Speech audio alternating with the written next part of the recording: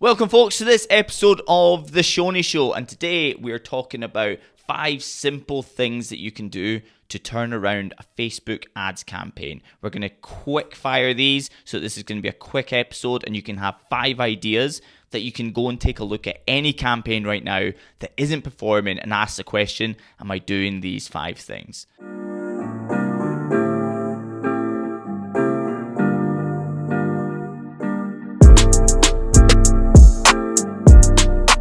So number 1 is the objective. Have you chosen the right objective? As soon as you start a Facebook ad campaign, it asks you, what is your marketing objective? Have you chosen the right one? Are you actually telling Facebook what it is that you want from this campaign?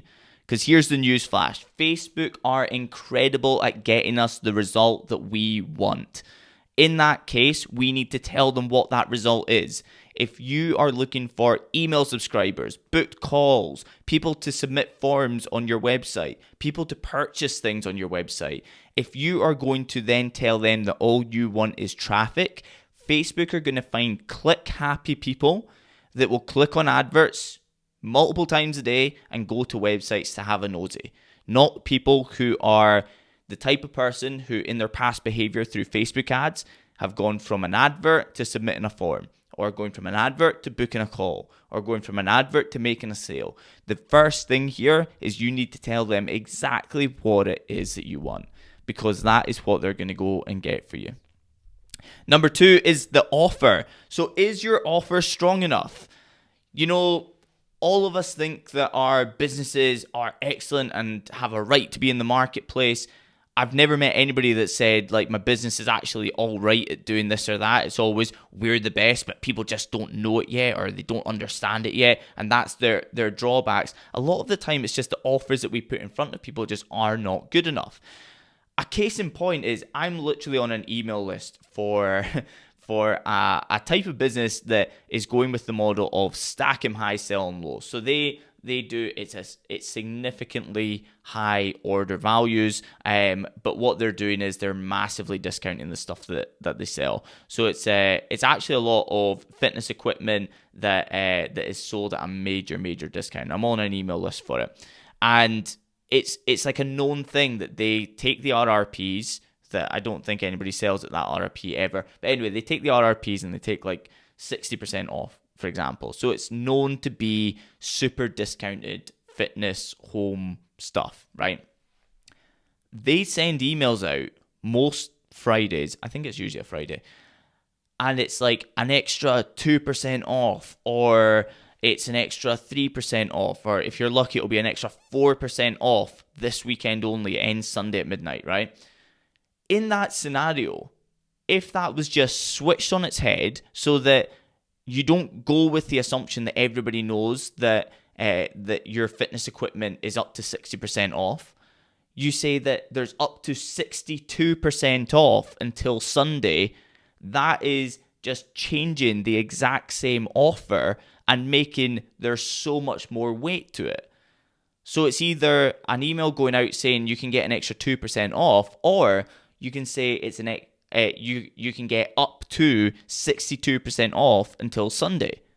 That is click heavy right there, and people are going to take action and go there, and they're going to see it as huge discounts. They're going to see RRPs, and then they're going to see the new price. They're not going to know what the price was before. They don't know that it's 2% off more than there originally was, but it's the way that you position the exact same offer. We've split tested it with clients in the past as well, where we will reframe the exact same value in any given offer and see which one actually works. So if I discuss with a client that we're going to do £10 off for anybody who spends £50 or more, we'll also test 20% off for people who spend £50 or more. That is exactly the same thing if somebody spends £50. So if they spend £50, they get £10 off in both scenarios.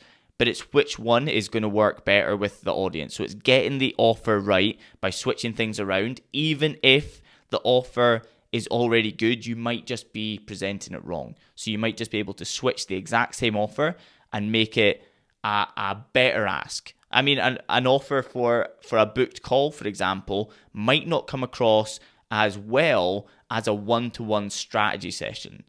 That is exactly the same offer. You're giving them the chance to get on a phone call with you, but reframing it, it becomes a better offer. So getting that offer right is number 2. Number 3, giving Facebook enough creative. This is one of the most simple things you will ever do to massively raise the likelihood of your Facebook ad campaigns working. We all know that the value in a great image or a great video is tremendous. I've had loads of campaigns where it will be absolutely bombing when we first start the campaign and I change nothing, no changes to the audience, no changes to the targeting, no changes to the conversion that we're looking for, no changes to the copy, no changes to the button. The only thing I'm changing is the image. I switch a different image in to the exact same campaign and it turns into a killer. And something that you can do to raise the probability of getting this right first time is give Facebook more than one piece of creative to go with. So you can have everything exactly the same, just give them 3 images or 4 images or 5 images rather than just the one. So many people will have one campaign going to one audience and it will have one image. One of the simplest things you can do, even if you're a Facebook ads newbie, is select more than one image when you're selecting the image. So when it goes add media and you click that button and it shows you the images and you can upload more if you want, instead of selecting just one, hit Command if you're on a Mac and select a second image, a third image, a fourth image, a fifth image, and instantly you've got 5 images there and it's not a carousel ad. It is 5 different adverts now. As soon as you hit publish, you're going to have 5 different adverts going out to the same audience. And that audience, Facebook is very quickly going to see which image performs the best in getting attention, in getting clicks, and getting the objective that you're really looking for. And so you are giving Facebook in that scenario, if you chose 5 images, 5 times more likelihood of actually getting the result for you. And it was the simplest, quickest thing you could have possibly done. And here's the kicker as well. Often it's the image that I least think is actually going to work that goes on and absolutely kills it. So we let Facebook and the market decide. We just give them enough to work with. Number 4, the audience. Are you showing your adverts to the right audience? First of all, if you are putting out call to action, purchase this, book a call, and it is all cold traffic, people who don't know who you are, and maybe you're even doing it at a super basic level. You're just hitting the boost button, or you're doing people who live within 25 miles of my business. Stuff like that is so broad, and there's no direction for Facebook to go in that it can yield little to no results. Well, first thing that we can do there, even if it is cold traffic, is we can use detailed targeting. So Facebook asks us, do we want to use detailed targeting? And you can type anything in there.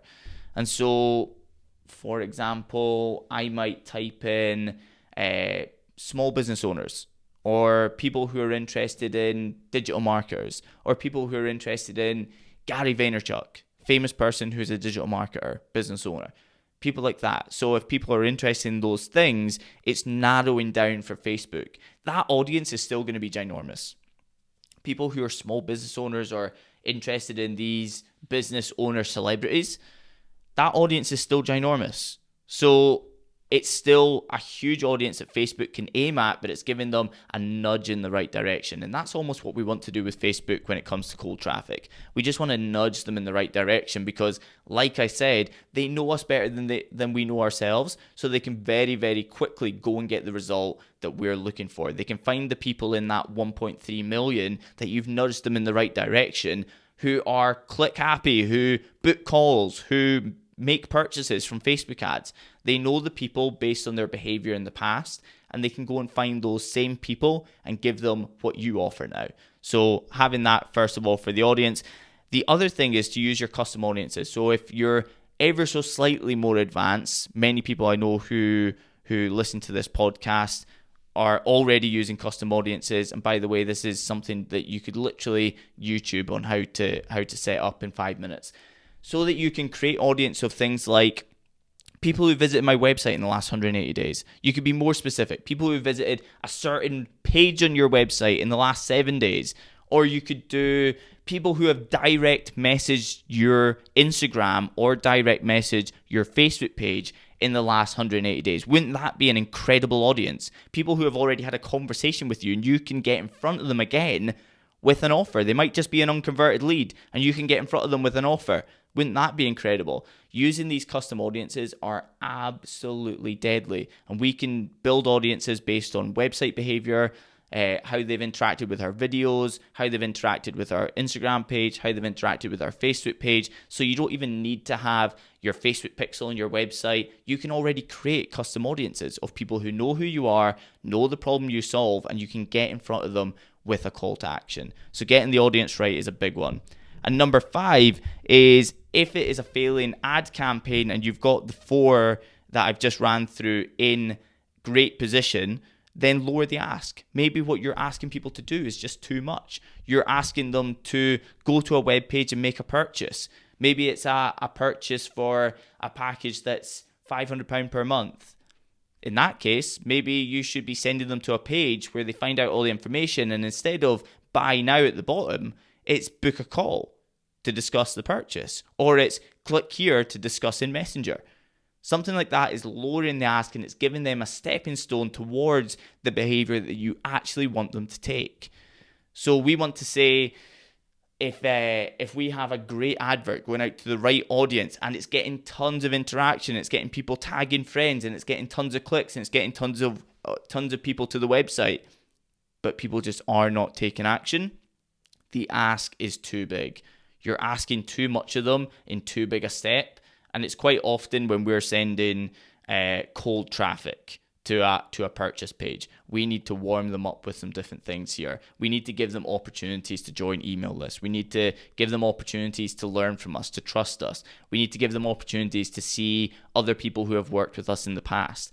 And then when we hit them with our call to action, then they can be ready to buy. So if you've got all 4 of these on lock and you're still struggling with a Facebook ad campaign, lower the ask and build a stepping stone towards the behavior you want them to take. Right, this has been a really, really quickish, 13 minutes thus far. 13-minute episode of The Shoney Show. I hope you got a ton of value from it. I hope you can just dive straight into any Facebook ad campaigns you've got right now and just pinpoint little tweaks that you can make to get these turned around and profitable for your business. And remember, as soon as it's profitable, get scaling that thing, build up your business, and I will see you on the next episode of The Shoney Show. And just a side note, I always just leave this after I've already said goodbye and everything. Please subscribe, please comment, please subscribe on YouTube, on iTunes, leave a review. All those things are great. And if you do both, if you subscribe on YouTube, if you leave a comment on this episode, if you subscribe on iTunes and then leave a review, and you screenshot both and send it to me on Instagram at NeilShoneyMac, I will give you a no holds barred 30-minute free strategy session. So you can do that, and I'll see you on our call. This has been The Shoney Show. Hope you got a ton of value, and I will see you soon, my friend.